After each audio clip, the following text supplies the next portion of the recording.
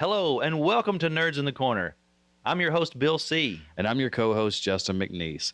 And today we're going to be talking about a recent discovery out of Colossal Biosciences regarding the modification of three, what they're claiming to be dire wolves, Romulus, Remus, and Khaleesi. Before we get started on the topic, though, Bill, I feel compelled to say something. Romulus and Remus, Right. after two ancient Roman brothers. Look, all I'm saying is you had one job: ghost and bark snow. It was right there, and they went this direction instead. So I just wanted to say that. So now now that that's out of the way, we can get into the topic. You're probably not the first that said that. So Bill, there's some pretty hot button discussions going around with this recent. I guess not really a discovery, but this recent release of information. The first being, is it a dire wolf or is it not? And then we'll talk a little bit about our old friend CRISPR-9 technology, which we did an episode on a couple episodes ago. So it's interesting that as we're talking about these topics, they're evolving right in front of us, and we're able to revisit them rather quickly. So why don't you go ahead and break down today's topic for us?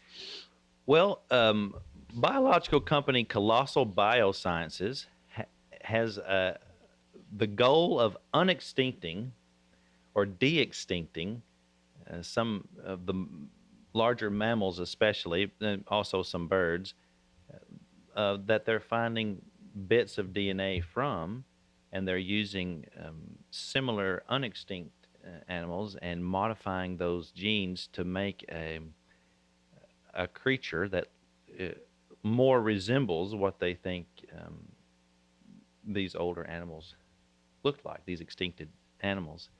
In this particular episode, 14 genes in a gray wolf were used to express these traits that were found in extinct dire wolves, and they had some luck. They were created. We have some video footage rolling now from the Colossal Biosciences website showing some of their accomplishments. Of course, these pups that you see on the screen, they were born via domestic dog surrogates and are currently being housed in a secure 2,000-acre preserve. Now, they're saying that these animals are de-extincted dire wolves, but the thing that we're going to talk about today, Justin, is are these a dire wolf, or are they just a modified gray wolf that gives us an idea what these would have looked like? Yeah, I think biologically speaking, from my understanding, they took 14 genes and they lined them up, or they used CRISPR-9 gene editing technology to implant those into the gray wolf DNA. And from what I understand, it would take hundreds of thousands of those edits to truly get as close as you can get to the extinct version of a dire wolf. Also, what that means is that they would need a pretty well preserved sample of dire wolf DNA. So no, I don't think this is a dire wolf. I think it's incredibly captivating. I think it's brilliant marketing, and I think the picture with George R.R. Martin was pretty cool to see. We brought back a pseudo dire wolf before he finished Winds of Winter. That should make him feel terrible, but that's his cross to bear. Right? But I do think I think it's an incredibly interesting discovery in how gene editing technology can and will be used in the future. But I can't agree that this would be a dire wolf in its current state. Right. But what are your thoughts? I agree.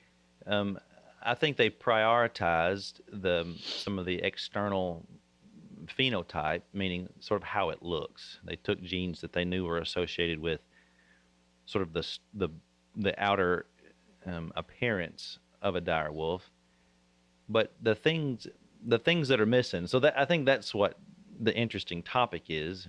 And so these, so with Romulus and Remus and Khaleesi, what's missing that keeps them from being a legit direwolf? Because all their lives they're going to be told you are direwolves. Yeah. But are they really direwolves? I guess they're the closest thing we have, and it might give us an idea of how they possibly look a little different. But even some are saying that even on the skulls that we have, the jaw is more robust, things like that. But there's lots more than just the outside of you Hmm. that's affected by your environment and thousands of years of learning to adapt on the planet, and then your offspring surviving and improving. So there's no, they don't have the immunology of a Yeah. dire wolf. They may not have some of the encoded instinct patterns Hmm. of a dire wolf. Um, but Yes. So how do you? Yeah, it's a great point. So yeah, how do you? I think one of the main points of interest that Colossal Biosciences used was the ecological standpoint of bringing back the direwolf in particular. right, Maybe some of the other projects they're working on as well, but specifically for the direwolf. But to your point, they're going to be missing some of these instinctual traits of how to hunt and how to interact with the wild. Right now, they're on a preserve, right? right, So, how do you safely, or if you ever safely reintroduce this animal into the wild? We have no idea what its packing instincts are going to be like. right.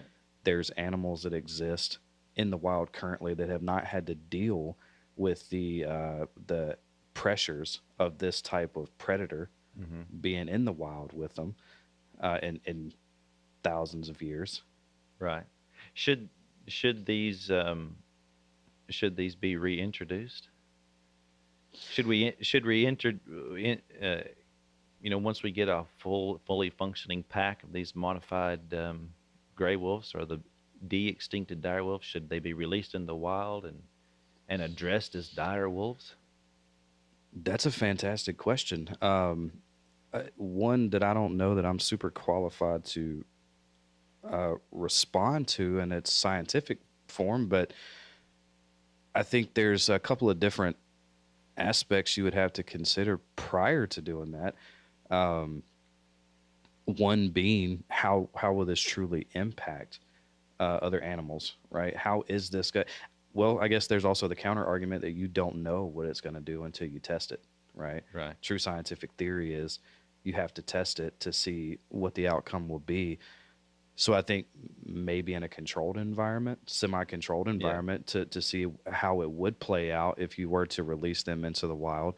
Um, there's also a deeper topic that you could go down where there's several indigenous populations and religious groups that are connected to some of these animals that maybe they should be consulted for stewardship on how they are portrayed and how they are released and how that's controlled. So yeah, I think that that's a fantastic Yeah. thought, and that's kind of where I stand today on it with the limited information that we have so far. Right. Again, I think it's a incredibly intriguing look into what CRISPR-9 technology can do for the world. There's tons of ethical debates on it, but I don't know that we'll spend time getting into that today. But Right. what do you think? Well, yeah, I'm the same as you. I feel like if a representative from Colossal Biosciences was here, they would likely say that this was one of their earlier attempts. It was, um, they're obviously working on several other animals. We've got a graphic here that shows from their website and several things that they are working on. You see, there's appears to be the dodo and the urok and the mammoth. I think that's the next big thing. That I believe they are working on a mammoth, so they're taking elephants and they're trying to make them cold tolerant and change their phenotype and find uh, mammoth DNA that they can sequence and know which genes correspond to what trait, and how that's different from the current Asian elephants that we have now, and trying to make those changes. I did see that they put the woolly hair gene in a mouse, so they did make a woolly mouse. That's out there somewhere. Wow. But again, they're not.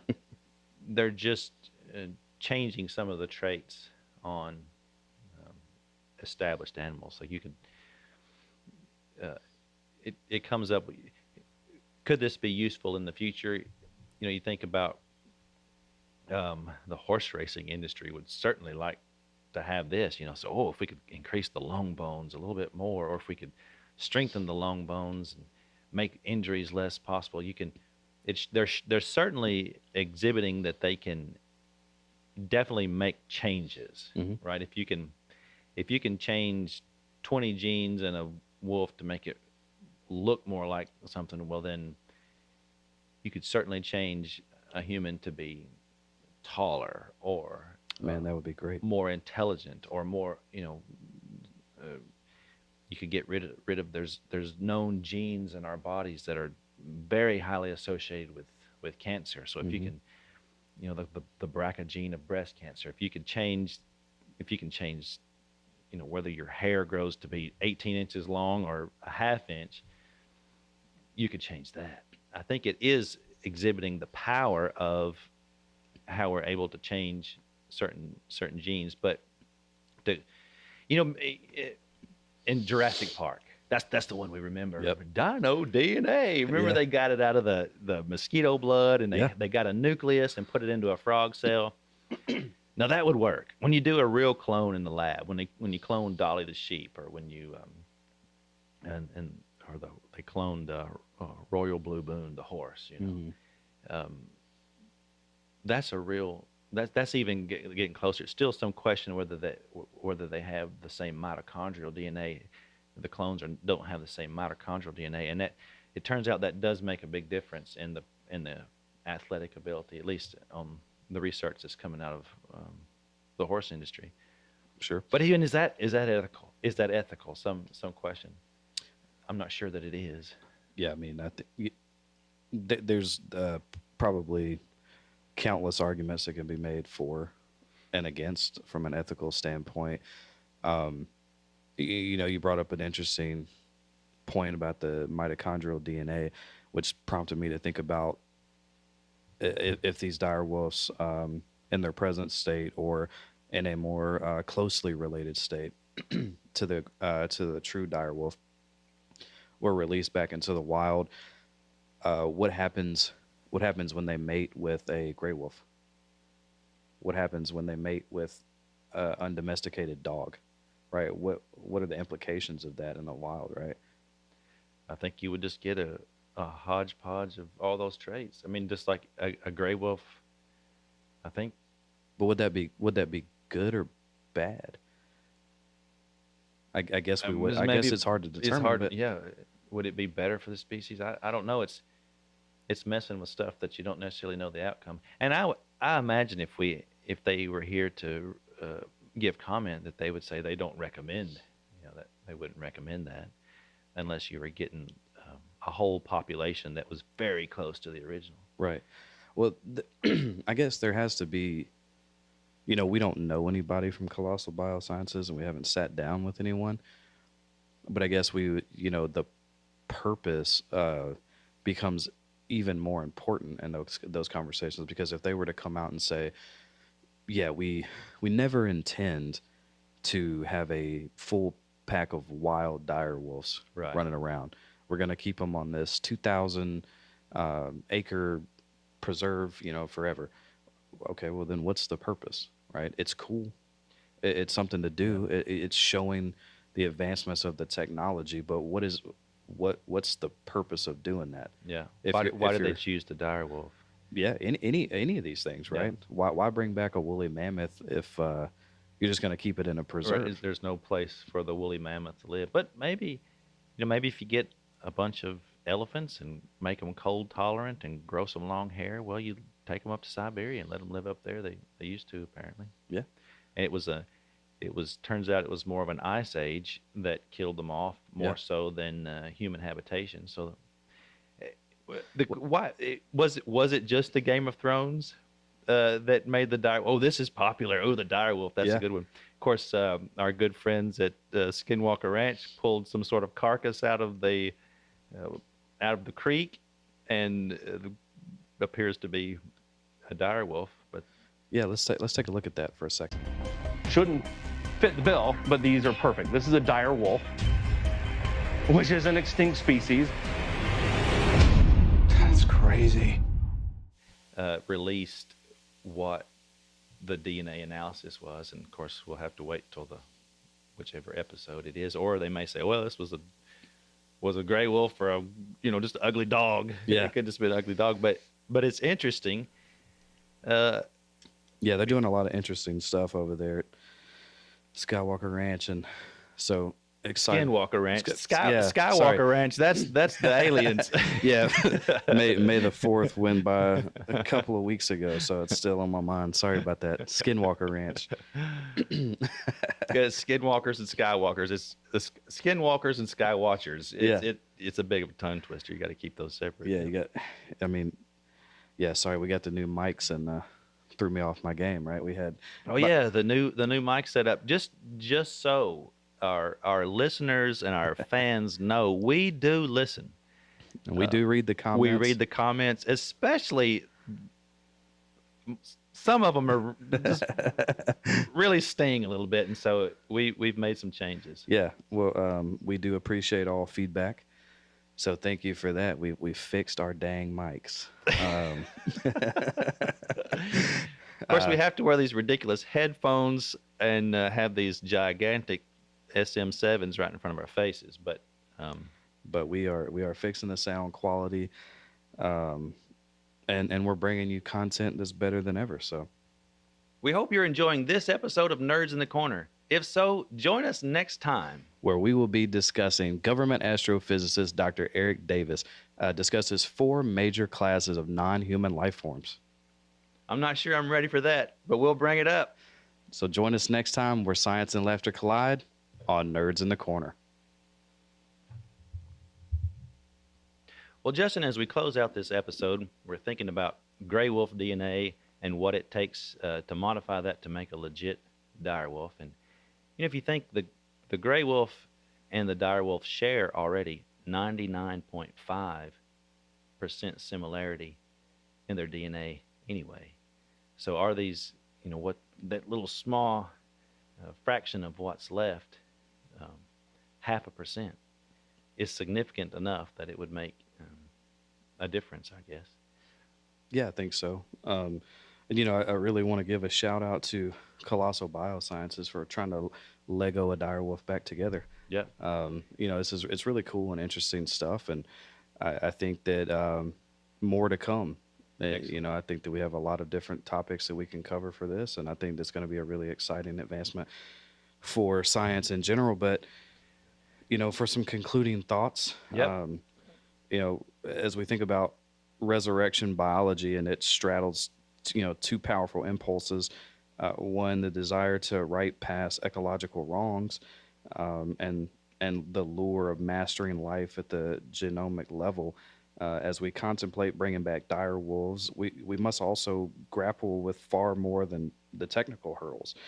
Ensuring that de-extinction serves genuine conservation goals, as we were talking about earlier, the purpose behind the projects, without causing new harms, demands rigorous ethics reviews, transparent stakeholder engagement, and robust legal safeguards, right? And ultimately, the moral test lies not in our ability to edit genomes, but in our wisdom to wield that power responsibly. And I think that's some powerful thoughts as we move forward. Well said. I have to tell you one more time.